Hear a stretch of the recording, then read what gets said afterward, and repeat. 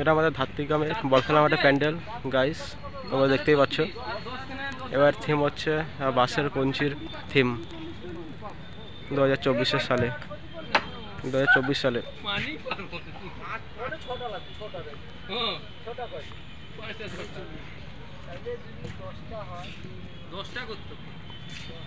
Pandal pandal.